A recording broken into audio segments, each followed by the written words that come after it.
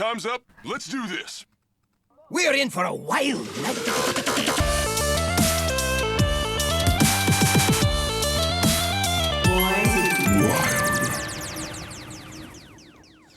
Welcome, everyone, to episode 205 of Born to be Wild, a wild and wild adjacent Hearthstone podcast where we have fun hanging out with friends, talking about the wild and wild adjacent formats of Hearthstone and spotlighting members of the wild community. I'm your host, Hydralisk, and it is great to be back on this beautiful Friday evening here in, yes, it is hot, sunny Vancouver. I had to turn off my air conditioning for this. I'm joined by one of my best buddies, fellow host, ElectricSheepCity. How you doing? Meowdy, friend. Doing fantastic. How are you in this here Friday evening, June 7th, 2024? I'm doing absolutely amazing, Sheep, and I'm excited for the show. How about you tell us about the show format for our listeners?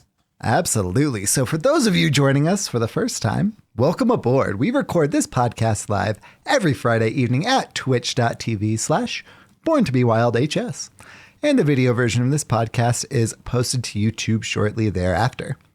Audio versions are also distributed to all of the podcast apps. So however you are watching, listening, or absorbing via osmosis this podcast today, thank you. Yes. You. Before we get into the main topic of the show, I'd like to say a quick thank you to Shokunin and the other patrons of our show. Your support means the absolute world to us. If you enjoyed this content, please like, subscribe, and comment to this video on YouTube. Another simple way to support the show is to leave a review on your podcast platform of choice. If you are live on Twitch, we've got some awesome emotes you can unlock by subscribing to the channel. This is free if you have Amazon Prime. Finally, if you'd like to support the show financially, you can join our Patreon for as little as $1 per month. We have some channels in the Discord that are unlocked by subscribing to the Patreon, where you can see the show coming together each week. It's kind of cool. You can see where we're uploading images for the show, looking at different tier lists, all that sort of stuff, just in preparation for the show. So you get a little sneak peek, before it happens, which is pretty cool. If you'd like to interact with us personally, please join our Discord, a free and amazing online community of friends all across the world who love talking about wild Hearthstone. Links to all this stuff and more, including our merch, can be found on our website, which is www.borntobewildhs.com. Electric Sheep City. How was your week? Well, my week was kind of a mixed bag. So last week, I was not on the show, which was not an anticipated step. So my partner had an emergency appendectomy, as those things tend to be, last week. So, she woke up and was like, hey, in the middle of the night and was like, hey, my side kind of hurts. Went back to sleep, woke up the next morning and it still hurt really bad. Took her to the ER and had appendicitis, got that thing removed, and she's doing great. So let me preface it with that. She's doing fantastic. They were able to remove it, what's called laparoscopically, so they didn't have to do all the gory stuff. And her appendix hadn't ruptured, so was able to get it out same day. We were able to get her home that evening, and all that good stuff. So it was super scary. But if it had to happen any sort of way, we are so glad that it happened this sort of way. She still can't lift a whole lot. So, our little guy, the little lamb, he weighs more than she can pick up. So, her mom is here helping us out with stuff and things, which we are very grateful for. Nice. In Hearthstone related news, I hit Legend and Twist today while on my their lunch break. So I was jamming some Lich King and ended up entering at rank 66. Wow. Which is kind of perfect for the Lich King. 666 would have been even more like on point for Arthas, but what can you do?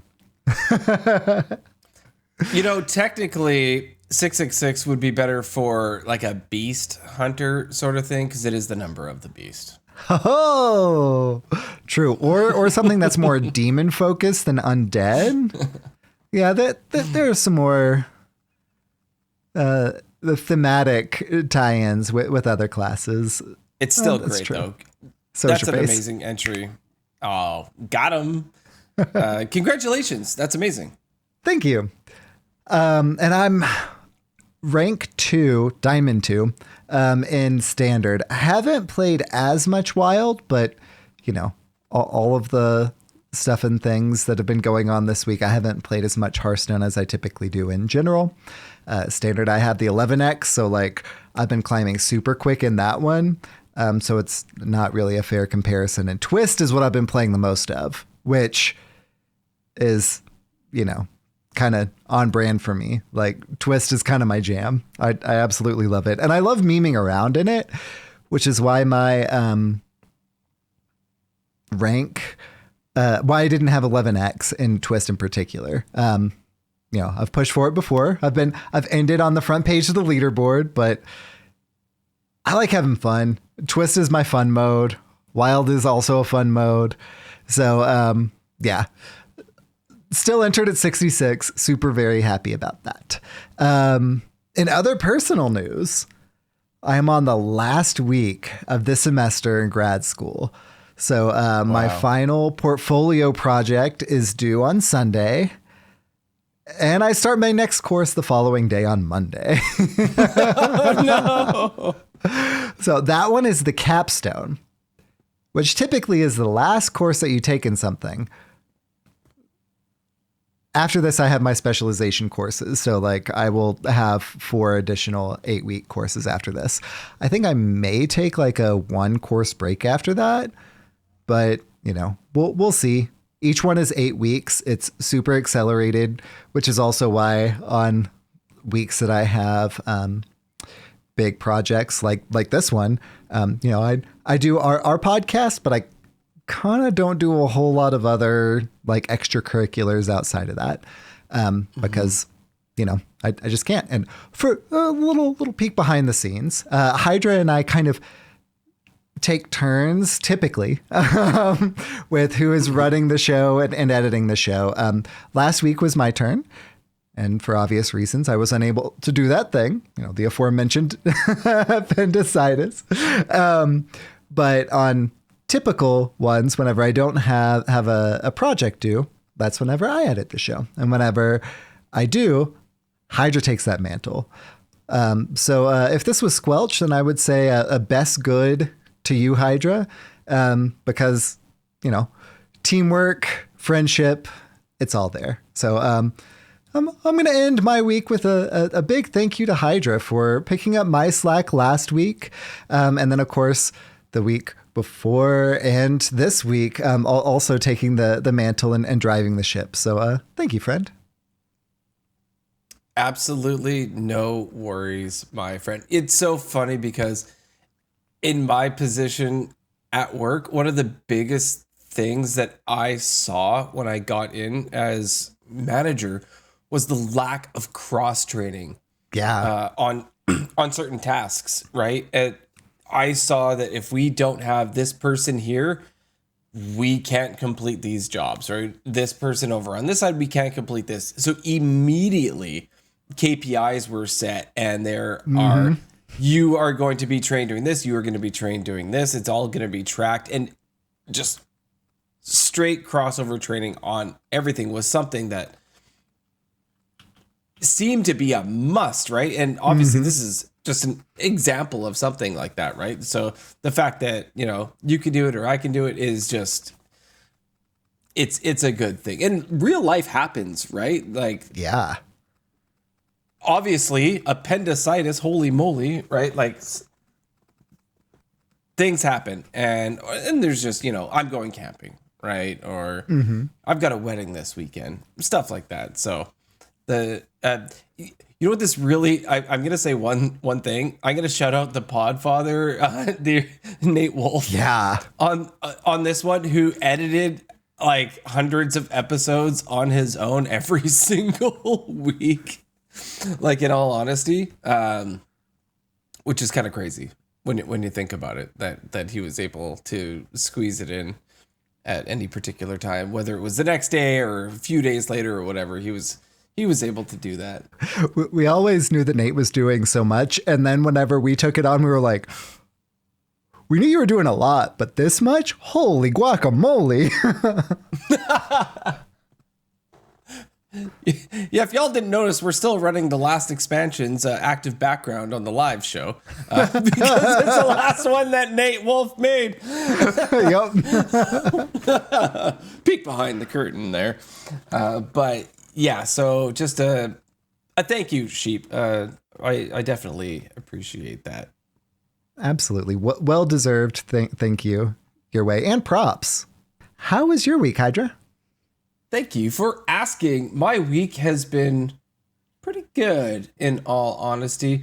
It's been one of those weeks where, I don't know if you do this at work. Do you keep a notepad? This is what I do. I write myself a checklist like almost every day. These are, say, like the 4 or 5 things I know I have to do. Mm-hmm. And you make that, say, on Monday, but then Tuesday comes and you didn't do it. Maybe you did one of them. And then, okay, Wednesday comes and you're still at one. Thursday comes and you're like, I'm still at one. Then Friday, you're like, okay, I did 2.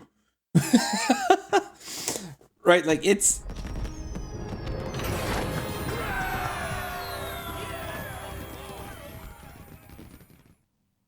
Two. Yep. That's parody. But right. Yeah, so it's a lot. I'm a very busy person, but I'm enjoying it quite a bit, I would say. So this hasn't taken too much away from my ability to read/listen to books, because guess what, Sheep? We are less than halfway through the year and I have hit 21 books. 44. I called it. I called it months ago. I still steadfastly believe in you. Yeah, I still weave in for every book that's like a 600 pager. I throw in like a 130 pager, just to sort of like balance it out a little bit. The last couple, I finished a Stephen King, but then which was The Sundog, and it was like, imagine. You know, in the Dark Tower, how there's doors and you go through doors and stuff? Mm-hmm. Well, imagine it's a portal to another world, but think technology in the 80s. The portal is a Polaroid. Interesting.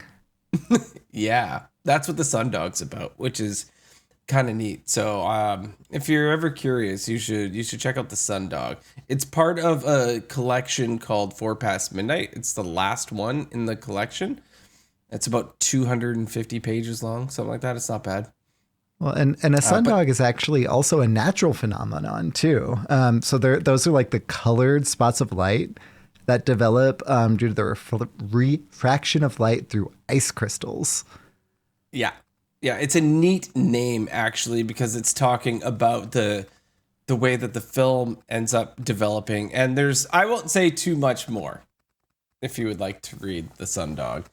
Cool. But so I finished that, and then I read a couple Kurt Vonnegut Jr. books, which I used to really enjoy his stuff a long time ago, and I read a couple more. One was a book that was just like commencement speeches done by him, and they're hilarious.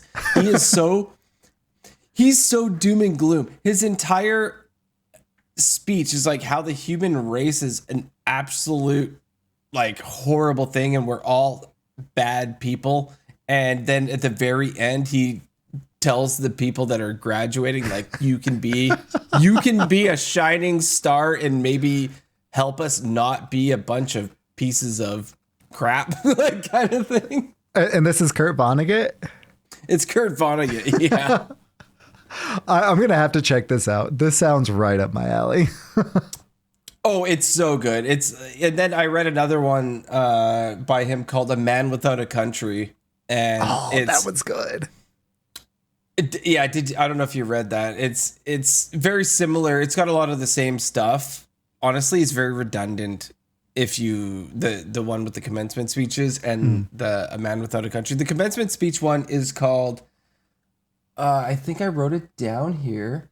Oh yeah, if this isn't nice, what is? So the point of that one is when there's a moment in time that is actually nice, when you are truly happy, you should say something and let the other person know, right? Like his example is he was sitting with his uncle under a tree drinking some lemonade when he was young, and his uncle said, "If this isn't nice, what is?" And told Kurt Vonnegut when he was a little kid, you should say that whenever you feel good, right? Yeah. And he sort of like passed it down to his kids and stuff and everything. So I'm looking forward to being able to say that at like a certain point of time. But yeah, the Man Without a Country is pretty good as well. So, but I think you don't need to read both. Honestly, there's a lot of crossover. I felt like I was almost reading the same book twice, but I kept going. Yeah, I think I read The Man Without a Country in high school. It's been a few years, quite a few years. I remember very much enjoying it, but it's been a while. Yeah, it was good. As well, this wasn't cool, but when I was doing my schooling the other week, I was sitting here in this very spot. I didn't touch on it in the last episode, and I meant to, but I was sitting here and I heard a loud screeching, crashing sound while I was on a call with somebody from Australia. So I just assumed it was the garbage truck driving and picking up the garbage cans like they do, right? And then a couple seconds go by and I remembered that it was Thursday and garbage day was Friday. And so I stood up and I looked out the window and I see like this weird traffic jam in front of or to the side of my house. And there was just a lot of congestion. And then my brain flashed back to the screech. So I go running outside like an old man in his slippers, which was quite silly because it was around 9 a.m. or just before when parents are dropping their children off at school. And here comes Papa Hydra, I guess, running outside in his slippers and his headphones on. And I don't think I was wearing a house coat. Probably like a hoodie and some sweatpants or something. But get off my lawn. It was that like exact thing basically. And I go out and there is this. I didn't upload a photo, but I think I showed you one sheep. It's not the end of the world, but like it made me so sad because I've got a 2022 Dodge Ram and there's this long, like 7-foot streak all down the side, probably longer, of it seems like it's someone's mirror that hit it. And then just like, it's not just surface, like the paint coming off. There's like indentation when it goes from one panel to another panel. It actually indented and sort of like cracked it and stuff. And I was like, no, I pay money for that. Yeah. It made me so sad to see it. I was like in the middle of my class and I have to run back in and then like attempt to remain focused on the thing while knowing I need to check my cameras and hopefully there's something, which there wasn't, and then, report it to my insurance and all that stuff. So yeah, super sad for that. I mean, it could have been way worse, but I was just disappointed. I was disappointed. The worst part is it was like a quote unquote responsible human being dropping their child off at school is what it was, because we live across the street from a school and there was kid drop off time, right? So whichever parent that was doing it, I would figure would maybe leave a note. Yeah. Being a parent of a small child, I can see myself accidentally doing that. But then I would like you said, leave a note. Like, here's my insurance number. Here's this, that, and the other. Like, yeah. Anyway, Gosh. that was the thing. So dealing with that, I'll get it fixed, of course. And hopefully they don't have it too long, and I guess I'll drive a rental while they fix it. But I guess that's what insurance is for. Guess what? I'll just have to pay the deductible. Yay. Anyway, I was going to touch quickly on Warcraft Rumble because it's been pretty cool that they had the sieges, which is the co-op mode, which has been pretty cool. So Blister Guy and I teamed up and we were able to complete the sieges. I think he probably played with a couple more people, but I played specifically with him. You can only do it twice with getting the rewards. If you do it a third time, you don't get rewards. They don't want you to keep getting the same rewards over and over again. But that's sort of the prerequisite before the raid. So the Molten Core raid is officially out, and a lot of people don't know anything about it. There is some videos online where you can watch people trying, like what's best, what you can do, but there's not a lot. And Blister Guy and I teamed up and we hopped into it. We didn't go day one. I think we went the second day of it. There just wasn't enough like information, and what we could find wasn't really a whole lot, conflicting information and whatnot. But we went at it. And so there's like 6 bosses and a couple wings, and then there's your final boss, right? Ragnaros. And we actually completed the first 2 bosses in Wing 1.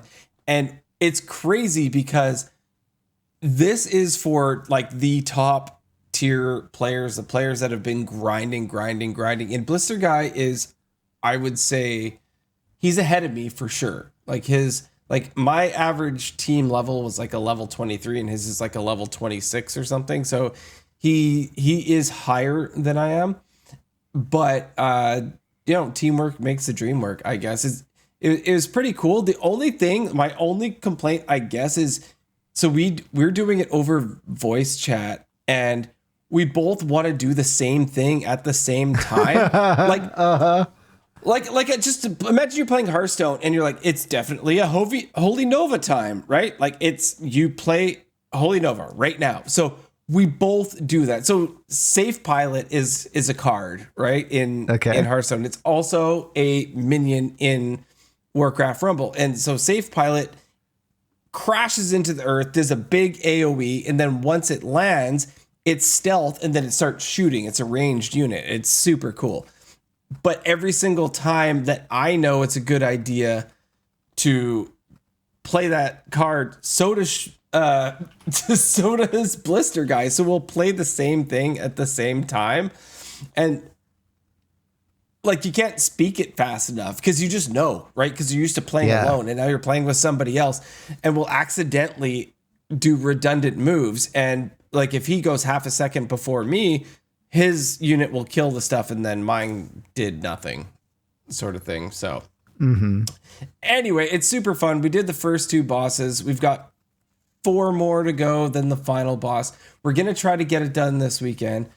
Possibly, we talked about doing one after the show today. I don't know if that's going to happen, but we'll probably try tomorrow night and Sunday night and see if we can get through the raid. It's super cool. It's a lot of fun. We got a few. Our guild is a conglomeration of Born to Be Wild people and Walk to Work people, and now we absorbed the Coin Concede people as well into our guild. So it's one big Hearthstone podcast family that's in there. So it's super neat.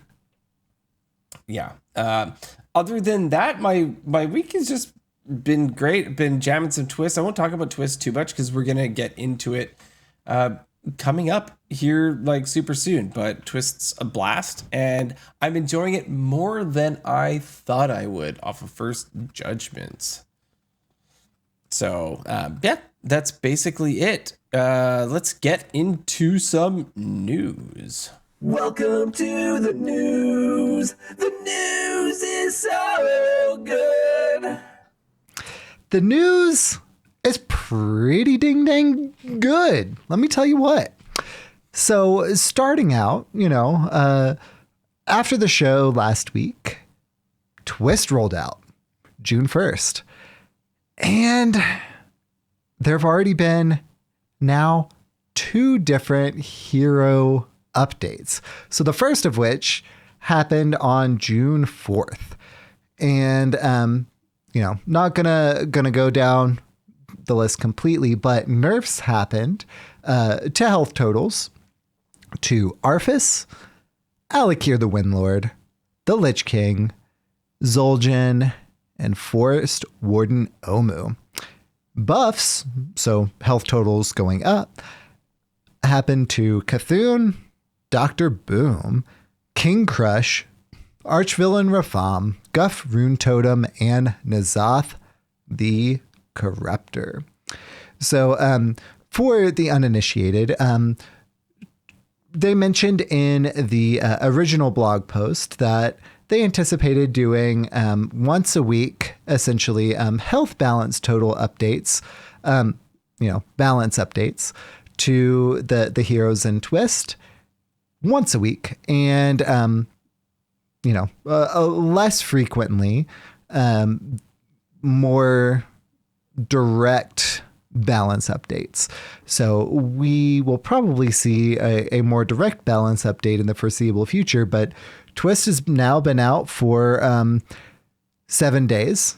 Today is day number 7, and we have now already seen 2 health balance updates. So we'll touch on the second one later because that is the most recent thing. That just happened today, and it was kind of a surprise, even to us.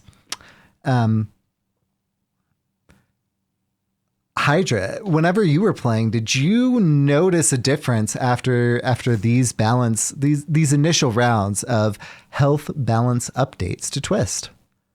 No. Good answer. And I think part of that is because Arthas was the number 1 hero, period. Arthas used to have 35 health. They hit Arthas hard initially. He went from 35 health to 25 health. Arf! Yeah. He was too good of a boy.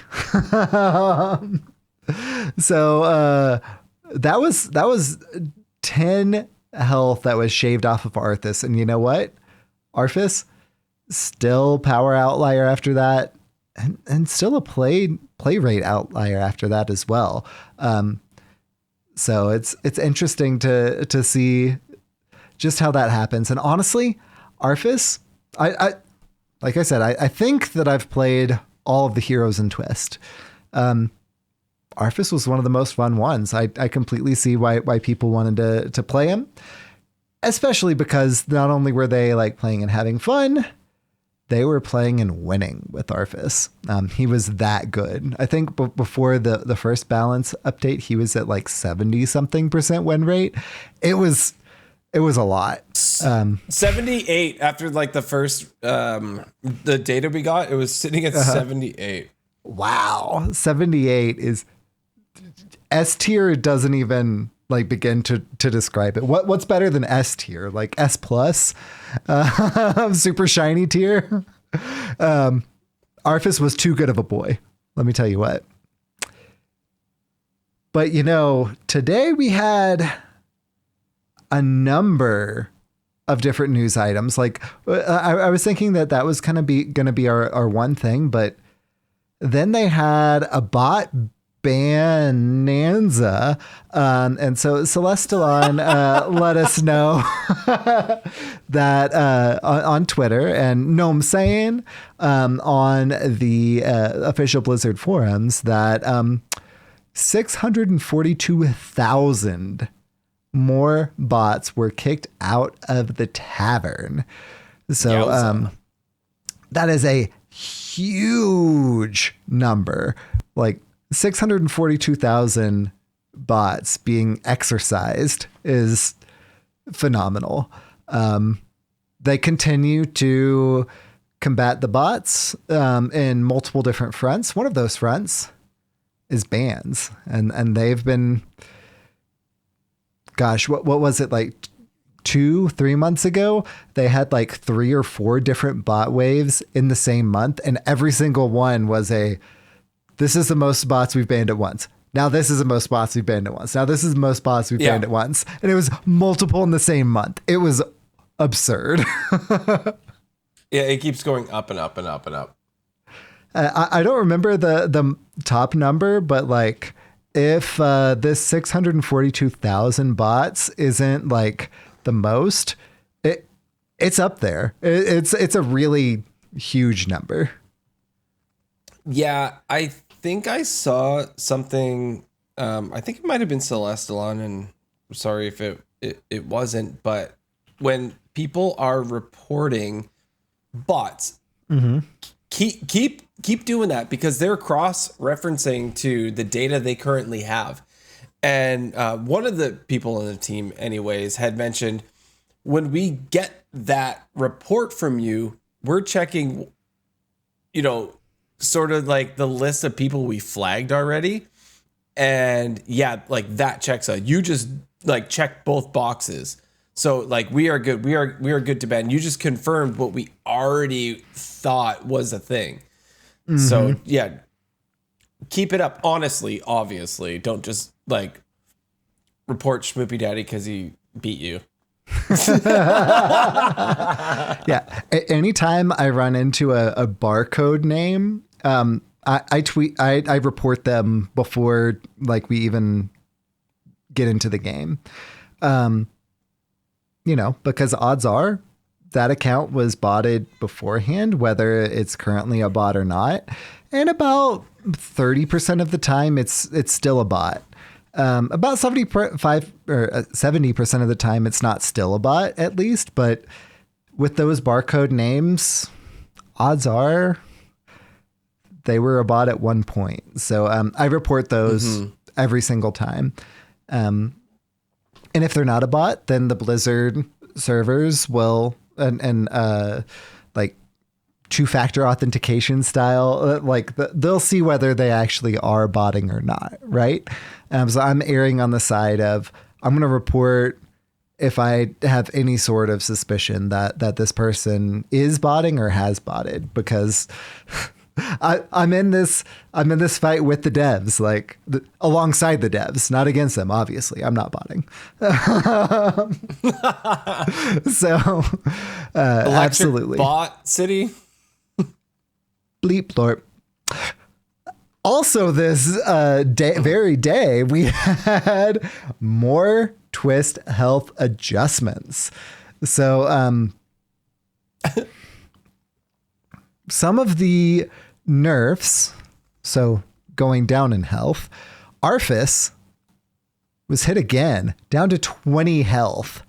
Ouch. So little. But before this, the lowest, before the initial health adjustment, the lowest was 35. Arthas is down to 20, y'all. Ouch.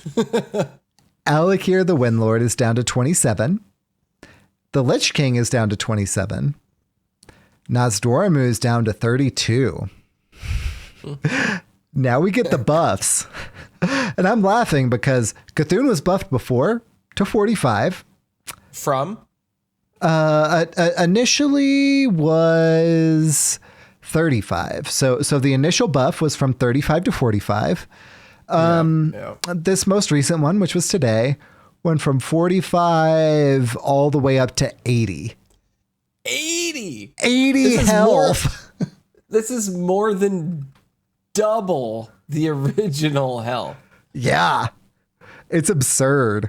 I haven't played since these particular updates. Again, I hit Legend today in Twist before I even knew that this additional update was coming. And yeah, I have not played since then, in Twist at least. 80 is a ton. Also buffs were given to King Crush up to 45, Archvillain Rafam also up to 45, Zyrella up to 33, and Bran Bronzebeard up to 38. So huge buff to Cthulhu. Some iterative buffs to Crush, Rafam, Zyrella, and Bran. And some more iterative nerfs to Alakir, the Lich King, and Nozdormu. To kind of segue into our discussion topic, Shmoopy and I have both hit Legend in Twist. Shmoopy hit Legend with Nozdormu, which was hit in, I don't think the initial nerf wave, but in this nerf wave. And I hit Legend, like I said today, with the Lich King, who was hit in both nerf waves. Neither one super substantive. The initial one from 35 to 30, and this one from 30 down to 27. I don't think that kind of additional iterative nerf would have impacted any of my individual games. But the Lich King's real good. Real good. Yeah. Yeah. So the Lich King, the hero power is it makes one of those charging ghouls, but the charging ghoul has reborn. And the passive is what's really fun with the Lich King. Anytime you use corpses, it summons a minion with undead and doesn't generate corpses from it, with stats equal to the corpses used. So there's I can't recall what the minion is called, but it's a 5 mana 4/4 that up to 10 corpses will summon a taunt equal to that. So if you have 10 corpses or above, it will make a 10/10 with taunt. And because of the Lich King's passive, you will make another 10/10, not with taunt, but another 10/10. So the number of times that on turn 5, I'm dropping that minion and a 10/10 and another 10/10.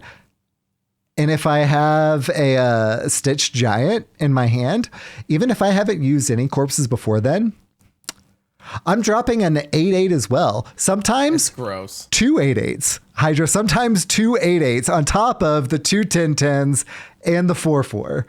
The game is over at that point. It's just done. The only reason I know what you're talking about is because it's happened to me. And I'm like, wait, what happened? Oh no. This is not fun for me. Not at all. Yeah, no, it's good. It's so good. I can see why you'd want to jam that. Yeah, it's honestly a blast. I haven't been keeping in touch with the data of the mode. I knew that the Lich King felt strong. I didn't know that it was going to receive a second nerf. I didn't realize that it was that strong, but it's fun. I really liked it.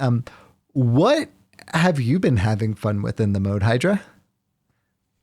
Well, I want to kind of highlight something that I thought was kind of interesting while playing the mode. So obviously, you know that I tend to go towards aggro. So I played some Illidan. I've definitely jammed some patches, right? The mode's been out for a week. So that's been mostly what I played. But about 4 or 5 days ago, I was playing sort of casually, and I had this one match where I played against someone playing Arthas, right? And I'm playing an aggro deck, so I am playing patches, and I did not expect to spend 21 minutes playing an aggro deck, right? Wow. That's a little absurd, right? So I went toe to toe, and this is like 4 or 5 days ago, right? So I was sitting at it was still bronze too, like I early on, but with the star bonus, I'm still, I think like I'm MMR match or however it's working. So when the person, after we became friends after this match, and they were sitting up at like Diamond 2 or something, and I was at Bronze 2. But a recent opponent would like to be your friend. Yeah, it was so neat. So this person, Colonel Cat, was my opponent. I haven't spoken to Colonel Cat before, but it was a 21-minute battle, right, versus this person playing Arthas, and it got all the way to the point where it was in, I mean, at least for me, it was in fatigue, because you play a lot of cards as an aggro deck. Played a lot of cards, draw a lot of cards, that sort of thing. And when it was over, I was hopeless. They ended up shuffling more cards into their deck, and it was hopeless, but I stuck it out. I stuck it out to the very end. And then a recent opponent wants to be your friend. And so of course I get the first message in, just like you usually say like, we are friends now or whatever. But I said, the bright wing. GG. Yeah. I said, GG. I ran out of steam. Wonder what they're going to say. And Colonel Cat wrote back, GG, man. That was the most fun I've ever had in Twist. And that statement alone just made me like super happy that like I went to fatigue with this person, and they weren't adding me just to say like, oh, you misplayed here, or you get wrecked, or like whatever, you got lucky here but I still won, whatever, or like no, it was just like a super friendly ad. And then they even admitted that their win was kind of bullcrap. Like I lucked out with I lucked out with my Titans. I'm sorry about that BS, is what they said next, because they ended up repeatedly getting 1 mana Titans over and over and over again throughout like the entire match, and there was nothing I could do about it other than from the mage excavation payoff. Oh, and it just kept going and going and going, and I managed to deal with it like every single time until I actually had no cards. But it was just a cool interaction. And I just wanted to point out that, as they say, Hearthstone is a game, and games are meant to be fun. And I was super stoked to get this friendly ad after a very long game, especially with me playing an aggressive deck. That it was super fun. So I just wanted to highlight, shout out to Colonel Cat. We ended up spectating each other a bunch afterwards and chatting quite a bit. So that was super cool. Super cool encounter. Absolutely love to see it. Schmoopy also notes that one of the most popular heroes has not been hit with a nerf or a buff in either one of these waves, and that is Kel'Thas, the Sunstrider. So, also of note, Kel'Thas Sunstrider you can get for free. If you don't already have Kel'Thas, just buy 1 pack of Ashes of Outland. You can even do that with gold, so 100 gold. And as soon as you have that 1 pack, you will get Kel'Thas Sunstrider for either free if you're playing during Ashes of Outland, or 100 gold. So super duper cheap to free. And it's basically, like Schmoopy notes, a full-on casino mage clown fiesta. It's super fun. So the passive for Kel'Thas is Fel Fueled. Cards that didn't start in your deck cost 1 less. So anything that you didn't start in your deck costs 1 less. You know how Schmoopy Daddy said full-on casino mage clown fiesta? What's casino mage known for? Generating a whole lot of random stuff. And the hero power for Kel'Thas is a passive hero power. At the start of your turn, get a playable spell. Discard it at the end of your turn. So Kel'Thas in deck has a number of different things, including what's it called? Not expired merchant. That's relevant though. The 3/2, here it is, Tiny Knight of Evil. So anytime you discard a card, gain stats. I can't recall if it's 1/1, 2/1, etc. But Tiny Knight of Evil, anytime you discard a card, you get stats. So because of Kel'Thas's hero power, which again is passive, you are discarding at least one thing every single turn. And there are a number of different discard mechanics that Kel'Thas also has, like I mentioned, including that expired merchant. Yeah, it's just great. Other kind of highlights of the deck are like Ram Commander. Ram Commander, is 2 mana itself. But you remember that passive that I said? Cards that didn't start in your deck cost 1 less.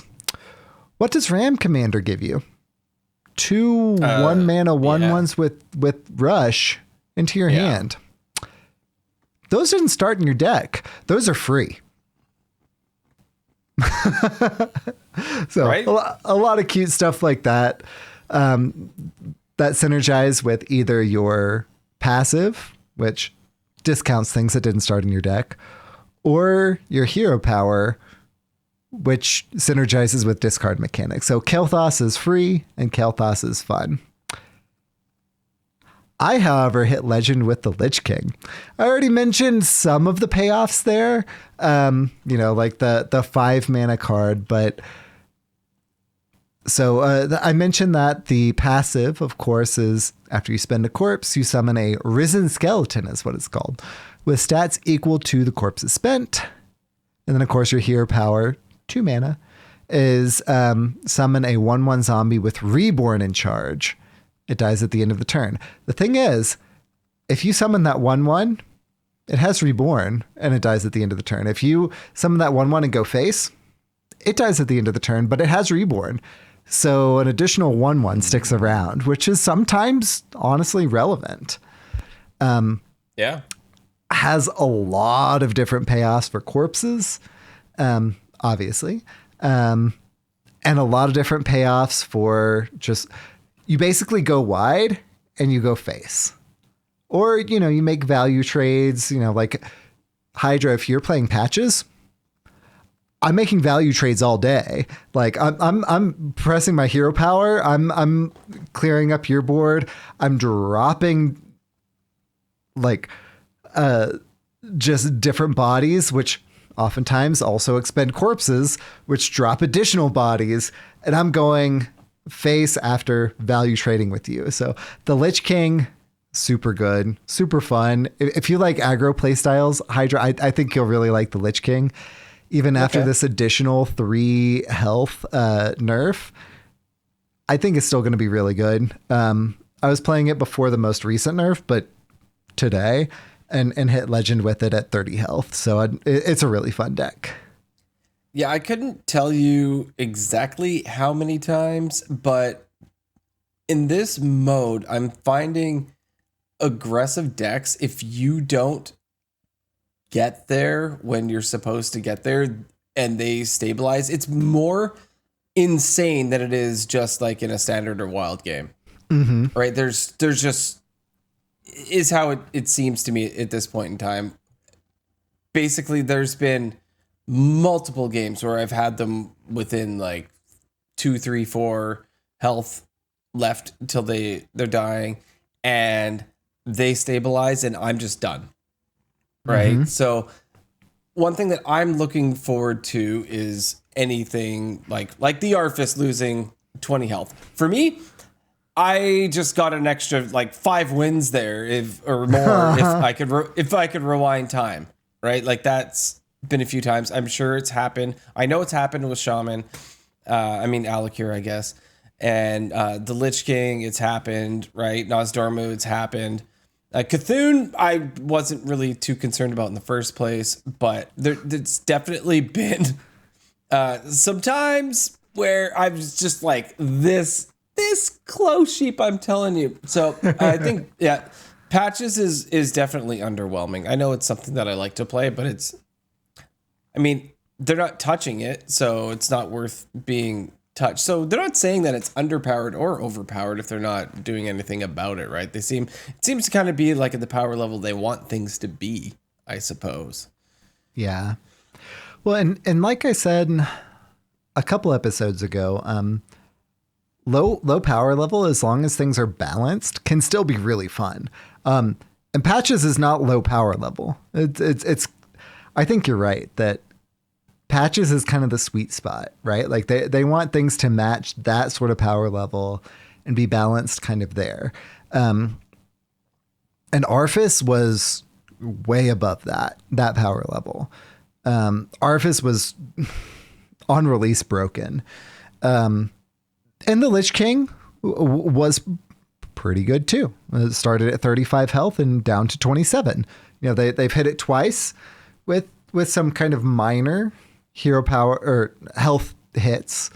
Because it's too good, but it's not like Arphis level broken up, like you said, 20 health. Like, that's just absurd.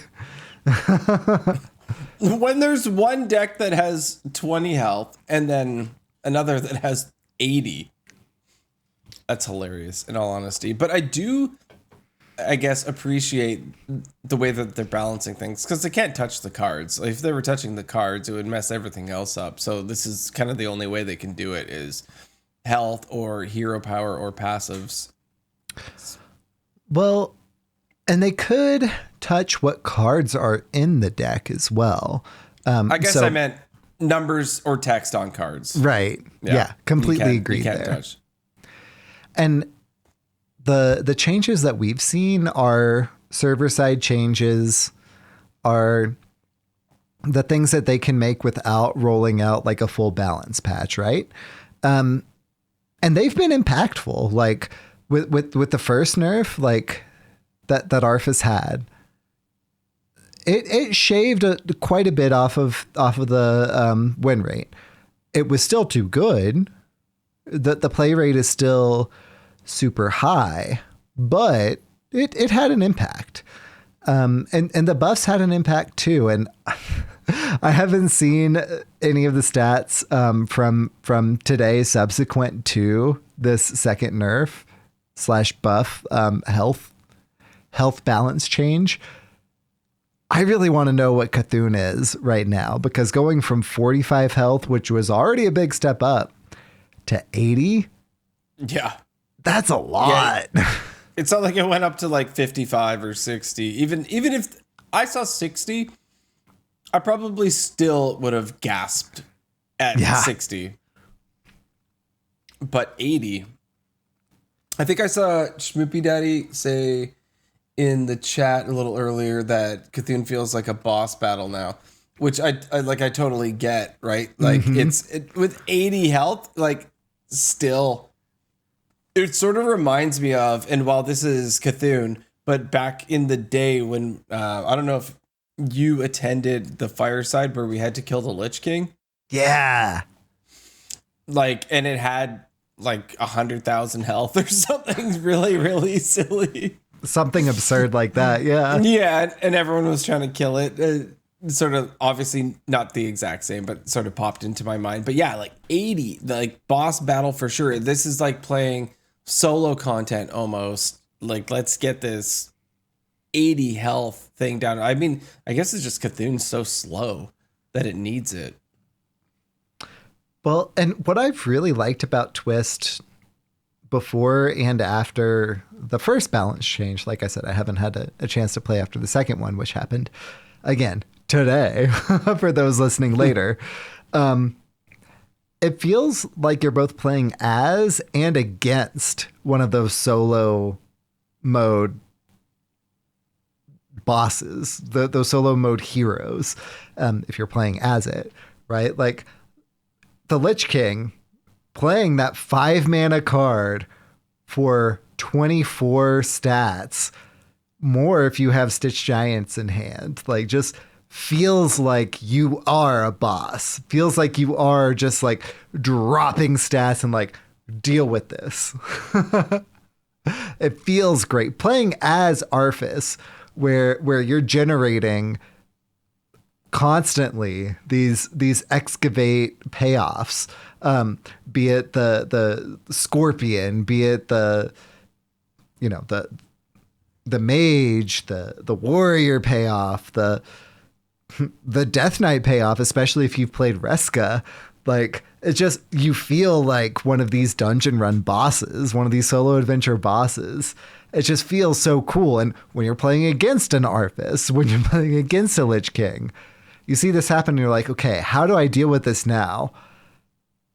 And sometimes you can and sometimes you can't, right? It just feels like you're playing both as and against these solo adventure bosses. And I think that's a design and an implementation win. Oh, yeah, for sure. You know what? You just talking about that? New design for a mode idea just popped into my mind. Imagine this. Imagine you queue into a game, right? So this is kind of like a dungeon run, a boss battle, and 5 people are queuing in, and you have a 1 in 5 chance to be the boss, or a 4 in 5 chance to be an attacker on the boss, right? So let's think of it as Among Us, right? So some people are the killer, some people aren't, right? Mm-hmm. So imagine you can queue in and you could be the boss, like in an adventure, and then the other 4 people out of 5, or whatever the number like is, get to be the people trying to kill you.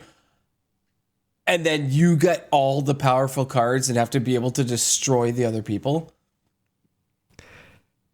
This sounds like in Battlegrounds whenever Diablo is enabled, which is about once or twice a year, right? Yeah. Gosh, I want to see this being a whole mode, being a whole twist mode where it is exactly that. You are Diablo or whatever the boss is, in the Diablo Battlegrounds kind of analog, and everyone's trying to defeat you. I wonder how like stars would work for that, right? Like, is it still just like if you win, you get 1 or whatever your star modifier is? Or is it like inflated for the boss or the people, like the raiding party, essentially? Yeah, it would be hard to balance, I guess. Like, you'd want to make it even, I suppose, but when you get to be the boss, I almost think when you get to be the boss, maybe you get it like at least an extra star or something if you win, right? Something like that. But because the idea is you need to be beatable by the team, the raiding party.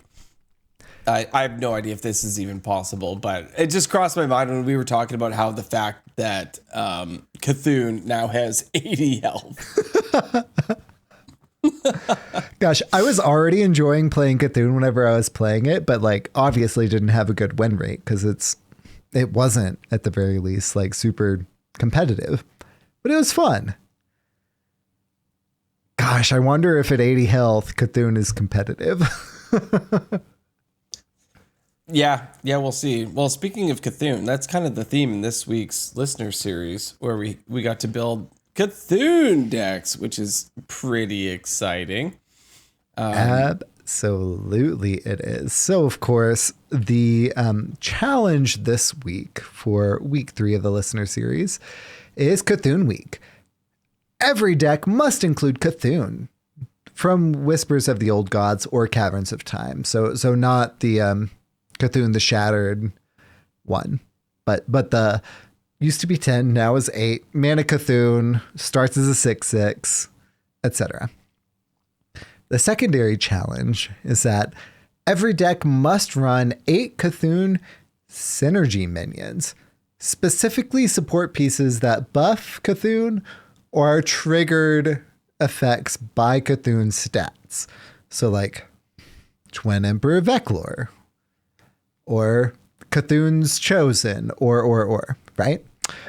This, of course, does also scale up if you have Renathal. So any class deck that runs Renathal you multiply it by 1.33, then round as rounding goes. So I think it was 11 for this one, if I recall correctly. Correct. Yes. And so in all honesty, sometimes we have some challenges that you really got to put your thinking cap on. You got to figure some stuff out. This one is play Cthulhu, type Cthulhu into your collection manager and select at least, 6 or 8 other cards. 8 or 11, yeah. Things. Yeah, 8. At least 8 if you're not XL. And you need them anyways, or otherwise your deck is no good. So this one is cool. It's definitely a throwback. I love to be able to do things like this because this is one of my favorite times in Hearthstone. As I mentioned many times before, how I ran a Cthulhu Mage for 500 wins for some stupid reason, and it was not a good deck. So it just reminds me, of those times. And no, I did not build a Cthulhu Mage for this week. Because I almost should have, just as a throwback. Oh, that would have been cool. Same deck. But no, it's super cool. I love being able to go back and play. That's what the listener series is about. Going back and being able to play stuff like this that you cannot actually get away with playing in Wild competitively, really. Because you can hang out like our buddy Wildcard, down in gold, and you can play this stuff all day and have a great time and go 50-50. But if you're being competitive, it's not going to happen, right? But this is the way to do it, is you can be competitive because your opponent has the same restrictions as you, which is why the listener series is so great. Yeah, it is. And whenever I'm testing decks, I test them on ladder. And you know what, Hydra? My opponents would be disqualified because they're not running Cthulhu or 8/11 Cthulhu synergy cards. We've got to disqualify my opponents on ladder. Yeah, we do. You get all the wins, sheep. Yeah. Honestly, my decks haven't been faring that poorly on ladders. So there is that. I think it's hilarious that you have the cojones, I suppose, is the only word I can think of, to play your decks on ladder. I've only ever played against the Innkeeper, or at the most, maybe, and if a listener wants to call me out, they can. I've almost never play tested anything. And maybe I did early on. I don't recall. I think Wildcard and I did a little bit, but in the most part, I think I just play against the Innkeeper. Maybe a couple casual games. But I'm like, if I can beat the Innkeeper on hard on all of the aggressive decks, I'll play or go against Hunter, which will disrupt everything with all their secrets, something like that. I feel like I'm good enough to at least get 2 wins, if not 3 in the series, that kind of thing. So that's basically what I go for. If my deck is so bad that I cannot beat the Innkeeper on expert, an aggressive deck, like a Hunter or a control, even the control warrior, because usually the Innkeeper is a control style. If I can't beat those, then my deck is absolute garbage, and that's almost the only thing I've ever based it on. Yeah, which is probably not the way to go. It's not a bad way to go. I will start against the Innkeeper either Demon Hunter or Death Knight, because those are the more recent classes, so their decks are going to be a little bit more tuned up. If I'm winning pretty consistently against those, then I'll just take it to ladder. Casual, I'm not going to worry about it. Ladders where I'm going to face actual competitive decks typically. I've got 10x. I'm not worried about my rank. I'm not pushing for a high ladder finish. why not? It's fun. Like, I'm not expecting to win those games, but sometimes I do. It's more to see, like, how does my pile of jank or, pile of cards with specific deck building restrictions, whichever you prefer. In how does brackets, that do? jank. Yeah, in brackets, jank, exactly. Synonyms. How does that fare against meta decks? And if I can win a few, then I feel pretty good about my pile of jank / custom deck building restriction, etc. So yeah, I take it to ladder. I'm not pushing for rank. What do I care, right? I suppose. I think the only thing that ever affected me on that was once they gave us their all-time stats. And I know that that's in people's heads now, right? To be above 50%, that kind of thing. And I am. I think I'm at like 57, 6. I don't know, something like that. Like it's reasonable. Like I'm at something above 50%, and I think it's in my head that if I do that, it's going to go below. But when you're at the thousands and upon thousands of wins. Yeah. At this point, it doesn't matter if you have a losing streak, I suppose. I was actually just looking at that today. So I have the tab open. My all-time win rate is 51.2%. Okay, mine's not 56 then, if yours is 51. I mean, it could be. I was Hydra. I was really bad whenever I first started playing this game. And that's okay. I mean, that's pretty good. That's pretty good. I think I pulled that number out of my butt. I'm probably closer to wherever you are. I'm really proud of my rogue wins. So I have 2011 wins. I have 2008 losses. HS Replay rounds that to an even 50%. Oh, interesting. I brought that up recently. It used to be like 47% or something like that. Like, I brought that up quite a bit. Apparently I haven't tried to load it. Oh no, here we go. 52 even. Hey, that's awesome. 50. I'll take that. 52%. Okay, that's cool. That is not 56%. So false information. 52%. That is a better percentage than I have. And I've had 11x and everything except for classic.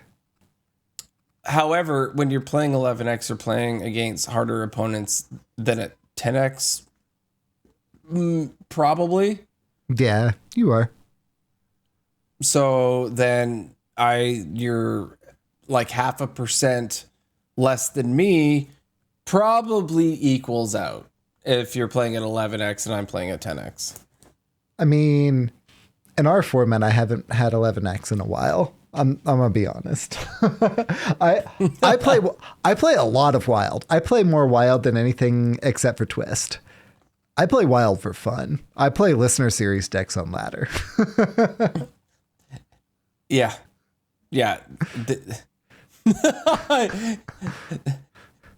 YOLO for sheep, I guess. I climb with listener series decks on ladder. Listen, people of Wild Ladder, that was a flex. Sheep says he is climbing. He is actively beating you with his listener series decks. There are rank floors involved in this climb. Let me tell you that. Okay. There are rank floors involved. I think I'm at like silver something, maybe gold in Wild. I've mostly been practicing listener series decks. Yeah. Again, aforementioned medical emergency in my household. I haven't played as much as I typically have by the 7th of the month. No, that's like fair enough, honestly. Real life is definitely a thing. And I'm hoping that Mrs. Sheep City is doing very, very well and recovering. Thank you. She is. She's basically walking around like normal. She's just not driving or like picking up more than like the prescribed amount that she should be picking up. So she's still tired. You know, she was under anesthesia, but yeah, she's doing really good. Thank you for the concern and well wishes, friend.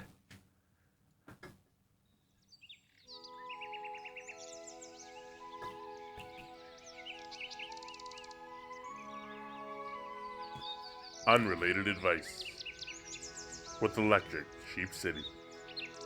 It me.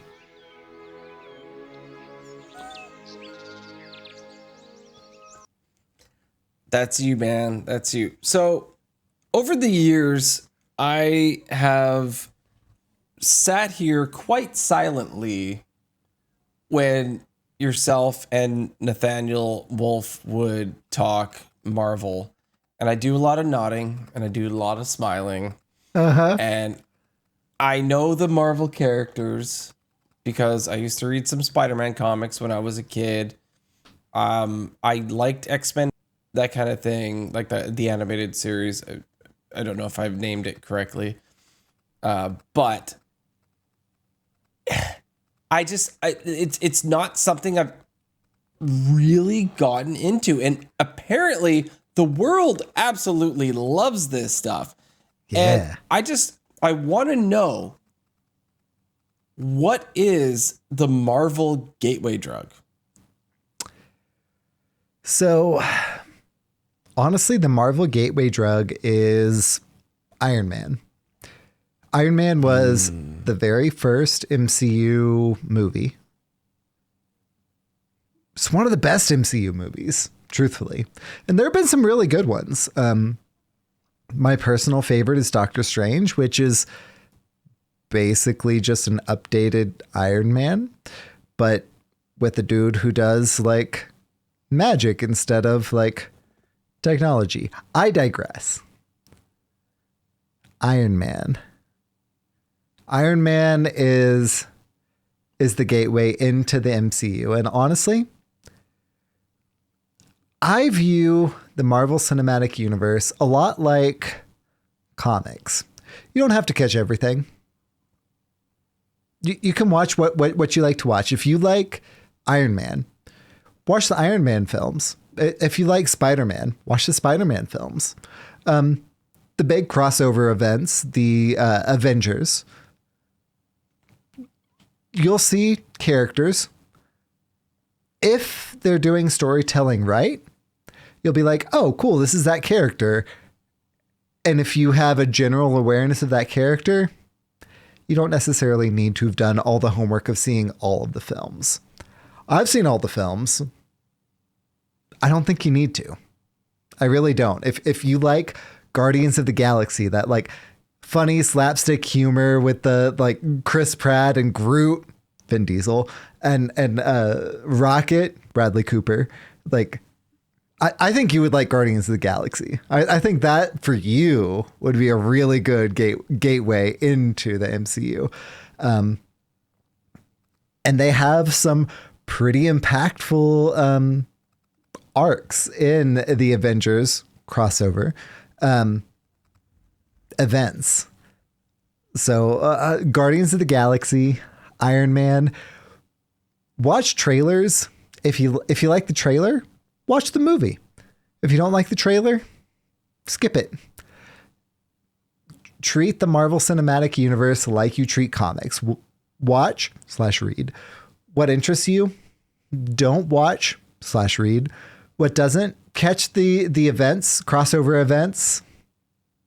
Just have fun with it. Yeah. Wiser words have never been spoken. And you heard that on More to be. Wild.